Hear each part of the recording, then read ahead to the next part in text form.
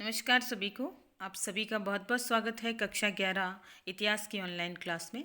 कक्षा 11 का पाठ 6, पाठ का नाम है 3 वर्ग और वो 3 वर्ग है पादरी, अभिजात और कृषक वर्ग, जो कि यूरोपीय समाज के बारे में इस पाठ में दिया गया है। तो आज हम इस पाठ से संबंधित जो भी पाठ्य पुस्तक के प्रश्नोत्तर हैं उन प्रश्नोत्तर को इस वीडियो के माध्यम से समझने का प्रयास करेंगे। अगर आप इस पाठ से संबंधित नोट्स भी देखना चाहते हैं तो इससे पूर्व मैंने वीडियो बना रखा है, तो आप प्लेलिस्ट में जाकर या चैनल को सर्च करके देख सकते हैं। तो हमारा पाठ्य पुस्तक के अंतर्गत आया हुआ जो पहला प्रश्न है उस प्रश्न को समझें कि फ्रांस के प्रारंभिक सामंती समाज के 2 लक्षणों का वर्णन कीजिए। तो यहाँ प्रश्न है कि फ्रांस का प्रारंभिक समाज कैसा था और उसकी क्या विशेषताएं थी। तो ये फ्रांस है जो यूरोप का एक छोटा सा देश है और उसमें क्या स्थितियाँ थी और उन सामंती समाज से तात्पर्य है कि जो सेकंड वर्ग था, अभिजात वर्ग, धनवान वर्ग या क्षत्रिय वर्ग जिसे कह सकते हैं, जो शासन से संबंधित नियम और कार्यों को संभालते थे। तो उनकी क्या विशेषताएं, अभिलक्षण से तात्पर्य है विशेषताएं क्या देखने को मिलती है। तो पहला हम उत्तर को समझ लेते हैं कि फ्रांस में सामंतवाद था। सामंतवाद से तात्पर्य है राजतंत्र की व्यवस्था है जिसमें शासक होता था और शासक अपने अधिकारी तंत्र को साथ लेकर चलता था और वो अधिकारी है वो शासन व्यवस्था में उसका शासक का सहयोग देते थे। तो ये सामंतवाद था। और कृषक अपने खेतों के साथ साथ सामंत के खेतों पर कार्य करते थे। सामंत यानी यहाँ पे हम अगर उस शब्द को सीधे तौर पे समझने का प्रयास करें तो वो होता है जमींदार। ठीक है, जमींदार राजा है और राजा के अन्य अधिकारी हैं जो कि भूमिपति होते थे, जिनकी अपनी ज़मीनें होती थी। तो वो जमींदार होते थे और बहुत सारे कृषक हैं वो इन जमींदारों की यहाँ पर उनकी जो कई एकड़ों में जो ज़मीन होती थी उन पर वो खेती करते थे। कृषक लॉर्ड को श्रम सेवा प्रदान करते थे। वो जमींदार ही लॉर्ड है। ठीक है, जमींदार या शासक है वो लॉर्ड कहा गया है, तो जिसे भगवान के समान माना गया है, कहने का मतलब है।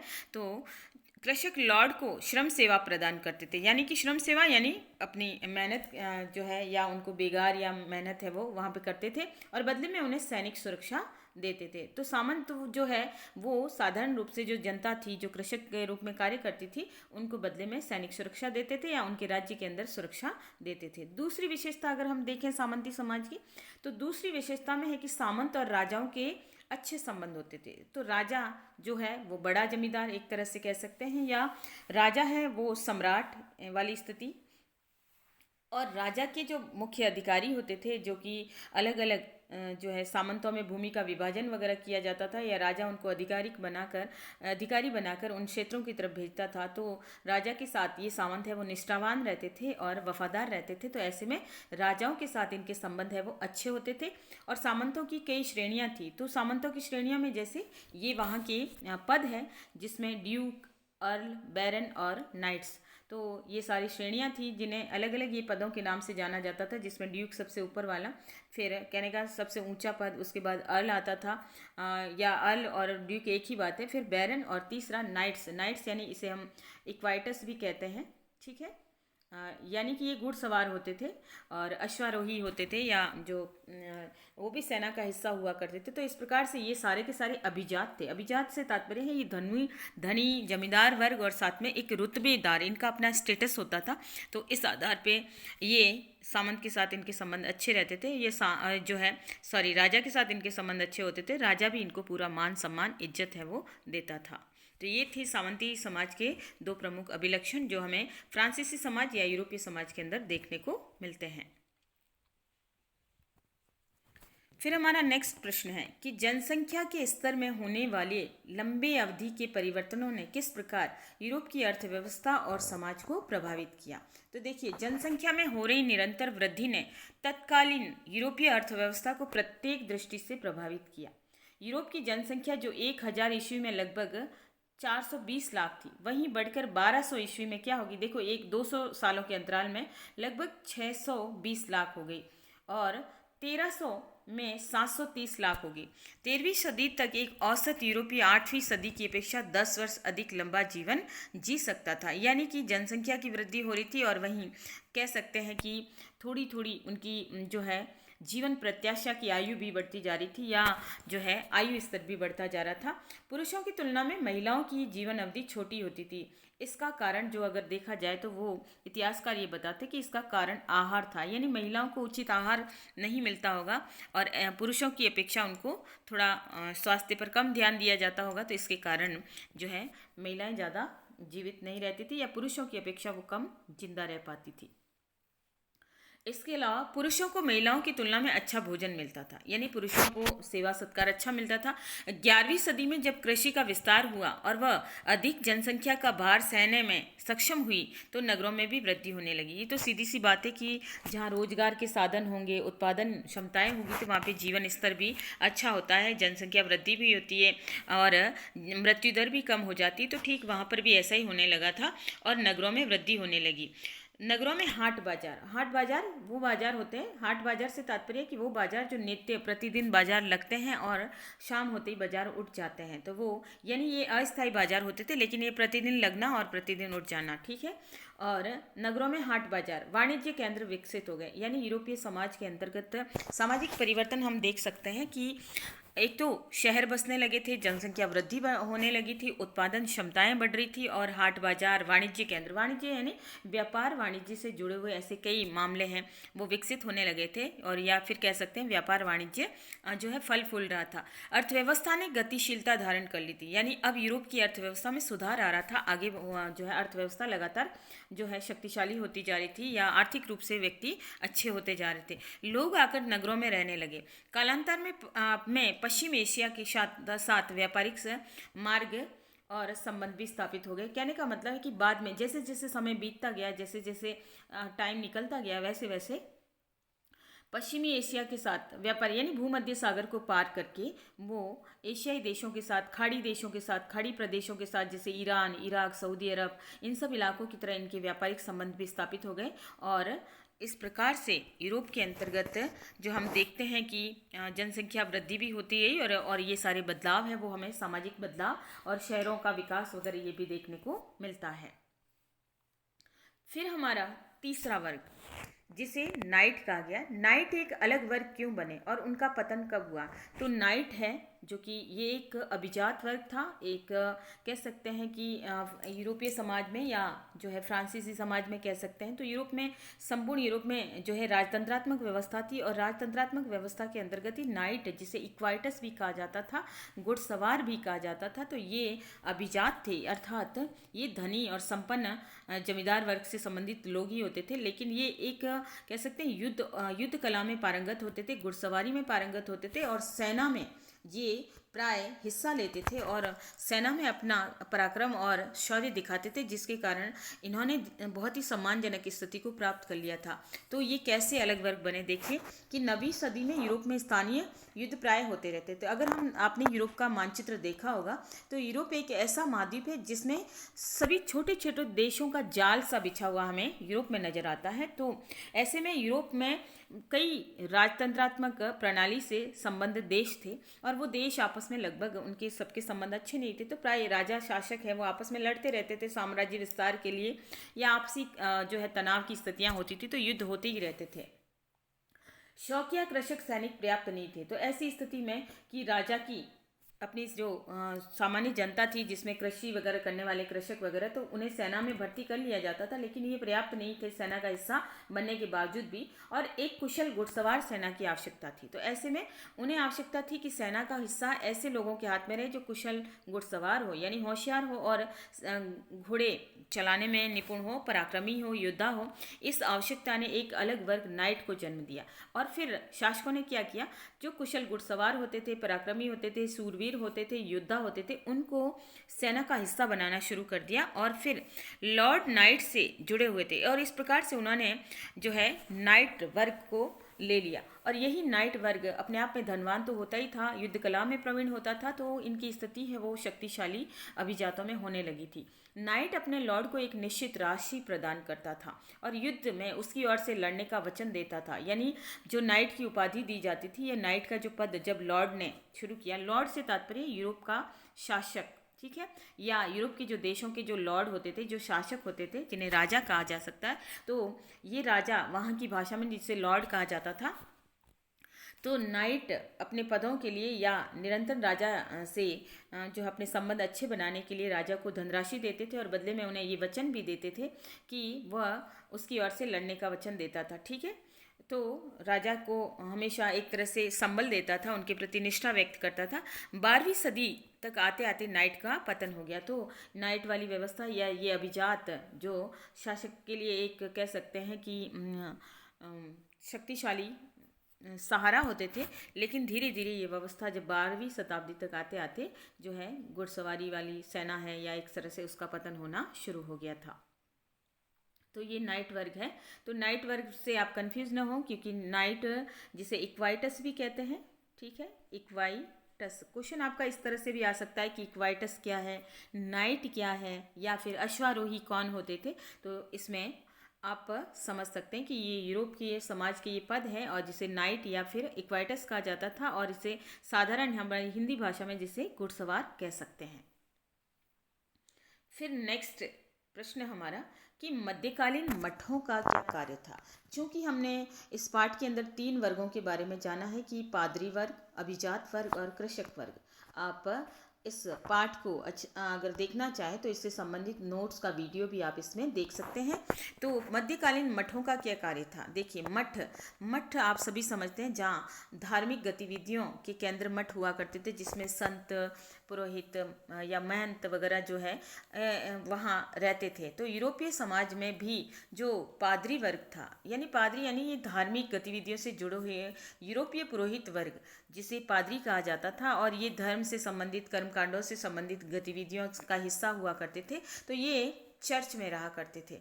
ठीक है, इसके अलावा चर्च में जो है और भी जो धार्मिक गतिविधियां होती थी तो उनसे संबंधित कई अलग अलग जगह पर मठों की स्थापना होती थी और वहाँ पे विभिन्न धार्मिक गतिविधियों का संचालन होता था। तो मठों की क्या स्थिति थी, देखिए कि क्या कार्य थे मठ। तो मध्यकाल में चर्च के अतिरिक्त धार्मिक गतिविधियों का जो केंद्र था वो मठ भी थे। तो ये साधु संन्यासों से ही लिया जाता है कि यहाँ पर ये पादरी वर्ग से जुड़े हुए लोग या धार्मिक जो है कह सकते हैं कि धर्म से जुड़े हुए गतिविधियों से जुड़े हुए लोग हैं मठ में रहा करते थे। मठ आबादी से दूर स्थापित होते थे, क्योंकि ये धर्म से जुड़े हुए लोग होते थे। अपना धर्म कर्म से संबंधित कार्य करना, भगवान में लीन रहना या भगवान से संबंधित कार्य को करना, तो अक्सर मठ है वो शांत इलाकों में बनाए जाते थे, आबादी से दूर इलाकों में बनाए जाते थे। मठों में भिक्षु रहा करते थे। अब ये जो मठ है इसमें भिक्षु रहा करते। भिक्षु से मतलब है साधु सन्यासी। ठीक है, साधु कह सकते हैं, सन्यासी कह सकते हैं। तो ये सब मठों के अंदर रहते थे और वही उनका आश्रय स्थल होता था। और वे मठों में क्या कार्य करते थे, देखिए भिक्षु जो होते थे, जो इस मठ का हिस्सा होते थे, वे प्रार्थना करते थे, अध्ययन करते यानी पढ़ाई लिखाई संबंधी कार्य भी करते थे, पांडुलिपियाँ वगैरह लिखना और बाइबिल के जो है बाइबिल को लिखना हिंदी अपनी हाथों के माध्यम से, और कृषि का कार्य भी करते थे। चूँकि मठ बहुत बड़े बड़े होते थे, मठों की अपनी कृषि भूमि होती थी, तो ये कृषि से संबंधित कार्य भी ये सन्यासी, ये भिक्षु है वो वहाँ करा करते थे, और वही मठों के अंदर ही ये रहते थे। मठों का मुख्य कार्य धार्मिक प्रचार प्रसार करना था। धार्मिक प्रचार प्रसार से तात्पर्य ईसाई धर्म का प्रचार प्रसार, और वो ये मठ से संबंधित जो पादरी या जो भिक्षु वगैरह होते थे जो मठों के अंदर रहते थे, तो ये अपने धर्म का प्रचार प्रसार करके लोगों को इस ओर मोड़ने का प्रयास करते थे। मठों ने कला के विकास में भी अपना योगदान दिया था। ठीक है, तो कई ऐसे जो है पादरी होते थे जहाँ मठों को अच्छे से बनाया जाता था, तो ऐसे में वहाँ कई प्रकार की कलाएं भी विकसित हुई, कई अच्छे अच्छे मठ या आश्रम वगैरह वो बनाए गए थे। तो इस प्रकार से मठों में विभिन्न प्रकार की धार्मिक गतिविधियां होती थी और ये धर्म से रिलेटेड केंद्र ही मठ होते थे। अगर आप मठ नहीं समझ पाए तो मठ से संबंध हम साधारण अर्थ में जिसे हम आश्रम कह सकते हैं, जहाँ पहले अगर हिंदुस्तानी लहजे के अंतर्गत लिया जाए तो हिंदुस्तान में भी मठ मिलते हैं बहुत सारे, जिसमें साधु सन्यासी रहते हैं, मंत्र रहते हैं, संत रहते हैं, और उनकी गतिविधियाँ वहाँ होती रहती है। और इसके अलावा जिसे हम आश्रम शब्द भी कह सकते हैं, तो यही मठ है जो कि यूरोपीय समाज में भी होते थे। फिर हमारा नेक्स्ट क्वेश्चन है कि फ्रांस के सर्फ और रोम के दास के जीवन की दशा की तुलना कीजिए। देखिए यहाँ पे सर्फ क्या है, सर्फ से तात्पर्य है जो है कृषि दास। ठीक है, फ्रांस के अंतर्गत कृषि दास हुआ करते थे, यानी कृषक 2 प्रकार के होते थे। एक तो जो है स्वतंत्र कृषक और दूसरा है जो है कृषिदास, जिसे हम सर्फ के नाम से जानेंगे। तो ये तीसरे वर्ग के बारे में प्रश्न है कि फ्रांस के अंदर पादरी वर्ग था, अभिजात वर्ग था और तीसरा वर्ग था कृषक वर्ग या फिर किसान वर्ग। तो किसान में भी किसान दो प्रकार के होते थे, एक तो जो है स्वतंत्र किसान और दूसरा था जो है दास किसान या बंधक किसान। तो बंधक किसान जिसे कृषिदास भी कहा गया है और अन्य भाषा में इसे जो है अन्य रूप में इसे सर्फ भी कहा गया है। और रोम के दास, रोम की, चूंकि आपने रोमन साम्राज्य जाना ही होगा या रोमन साम्राज्य से संबंधित भी मैंने वीडियो बना रखा है, नोट्स डाल रखे हैं, पाठ्यपुस्तक से संबंधित प्रश्न भी है। तो कहने का मतलब है कि रोम समाज में जो 3 महाद्वीपों में फैला हुआ साम्राज्य, उसमें हमने दास प्रथा को पढ़ा है। और दासों के साथ रोम में बहुत ही जो है, कई दासों के साथ तो ढंग का व्यवहार होता था, मोस्ट ऑफ वहाँ दासों के साथ कठोर और दुर्दशा वाला व्यवहार होता था। तो यहाँ पे कहने का मतलब फ्रांस में जो कृषिदास होते थे और रोम के अंदर दासों की स्थिति क्या थी, तो दोनों की तुलना अगर हम करें तो समझें कि फ्रांस के सर्फ या कृषिदास को अपने लॉर्ड की जागीर में काम करना होता था। ये दास क्यों होते थे? ये बंधक कृषक कहलाते थे, यानी इन्हें लगातार अपनी सेवाएं दास के लॉर्ड के यहाँ देनी पड़ती थी और ये बंधुआ मजदूरों की तरह वहाँ काम करते थे। तो ये जो है उन्हें उनकी अपनी कोई ज़मीनें वगैरह नहीं होती थी, तो वो लॉर्ड की जागीर में काम करते थे और बदले में उन्हें भोजन वस्त्र वगैरह दिए जाते थे। काम करने के दिन निश्चित होते थे। रोम का दास अधिक त्रस्त था, यानी रोम के अंदर जो दास व्यवस्था थी और दासों को तो बहुत सारे कार्य करने होते थे, उन्हें कृषि से संबंधित कार्य करने होते थे, घरेलू कार्य भी करने होते थे, बहुत सारी रोम के अंदर। तो कहने का मतलब है कि फ्रांस में तो फिर भी कृषि दासों का स्थिति है वो ज़्यादा सही थी, लेकिन रोम में दास व्यवस्था बहुत ज़्यादा त्रासदीपूर्ण थी या दासों की स्थिति खराब थी। इससे कोई सा भी काम करवाया जाता था, यानी दासों से हर प्रकार का काम करवाया जाता था। तो इस प्रकार से फ्रांस में और जो है रोम में स्थितियां अलग अलग थी। रोम, चूंकि अगर आप देखें वर्तमान संदर्भ में रोम है वो इटली की राजधानी रोम है, और इटली और फ्रांस को देखें तो दोनों ही छोटे छोटे देश हैं और दोनों ही पास पास में ही है। लेकिन जब रोमन साम्राज्य था तो रोमन साम्राज्य में दासों की क्या स्थिति थी? तो दासों की स्थिति है वो बहुत ही त्रासदीपूर्ण थी, या दासों को बहुत सारे जो है कष्ट भी भोगने पड़ते थे। इसके अलावा सर्फ प्राय अपने परिवार के लॉर्ड के यहाँ कार्य करते थे। तो सर्फ जो होते थे मोस्ट ऑफ पूरी तरह से परिवार है वो हमेशा लॉर्ड के यहाँ काम करना, मायनेर की जागीर पे काम करना, उनके जो है विभिन्न प्रकार के खेती बाड़ी से संबंधित कार्य करना, घरों के अंदर कार्य करना। तो ये रोम के सर्फ ये करते थे। रोम के दासों के साथ ऐसा नहीं था, उन्हें अन्य स्थानों पर भी काम करना पड़ता था। तो ये दासों की स्थिति है, कहने का मतलब है कि जो सर्फ थे उनसे ज़्यादा खराब थी। इसके अलावा सर्फ के पास गुजारे के लिए लॉर्ड का एक भूखंड होता था। सर्फ जो होते थे, जो कृषिदास होते थे, लॉर्ड उन्हें जो है ज़मीन दे देता था और उस पर उनको खेती बाड़ी वगैरह करना होता था, और बदले में लॉर्ड उनसे जो भी है उसका ज़मीन का हिस्सा वगैरह उन्हें कर के रूप में, टैक्स के रूप में ले लेता था। तो सर्फ को गुजारे के लिए लॉर्ड का एक भूखंड होता था। भूखंड यानी ज़मीन का टुकड़ा या ज़मीन होती थी। रोम के दास के पास इस प्रकार की कोई व्यवस्था नहीं थी। तो रोम में दासों के पास यानी दासों को तो बहुत ही ज़्यादा मुश्किल हालात से गुजरना पड़ता था, लेकिन फ्रांस में ऐसा नहीं था। सर्फ लॉर्ड की आज्ञा से विवाह कर सकता था, किंतु रोम के दास को विवाह की आज्ञा नहीं थी। ये सारा जो है अगर हम चेंज देखें या दोनों में क्या परिवर्तन था या दोनों में क्या अंतर था, तो वो हम इस स्थिति के आधार पर समझ सकते हैं। रोम का दास खरीदा या बेचा जा सकता था, यानी रोम में दासों की स्थिति जानवरों जैसी थी, उन्हें वस्तु की तरह बेचा या खरीदा जा सकता था, किंतु सर्फ के साथ ऐसा नहीं होता था। सर्फ अपने लॉर्ड के प्रति निष्ठावान रहता था, लॉर्ड की जागीर में काम करता था, खेती बाड़ी से संबंधित कार्य करता था, मदिरा बनाने में लॉर्ड के यहाँ पे अपना योगदान देता था, और इसके अलावा भी अन्य बाड़ बनाना, मेड़ बनाना, लकड़ियाँ काटना, बहुत सारे कार्य हैं वो जो है कृषिदास किया करते थे फ्रांस के अंदर। लेकिन रोम में दासों को खरीदा बेचा भी जाता था, लेकिन फ्रांस में ऐसा नहीं था, बल्कि उन्हें बंधुआ मजदूरों की तरह काम तो लिया जाता था, लेकिन उन्हें दास की तरह जो है बेचा खरीदा नहीं जाता था। लेकिन रोम में ऐसा नहीं था। रोम में दासों को जो है पशुओं के जैसा व्यवहार किया जाता था, उन्हें खरीदा बेचा भी जाता था, और उनकी स्थिति सर्फ से ज़्यादा मुश्किलों से भरी हुई थी या त्रासदी से भरी हुई थी।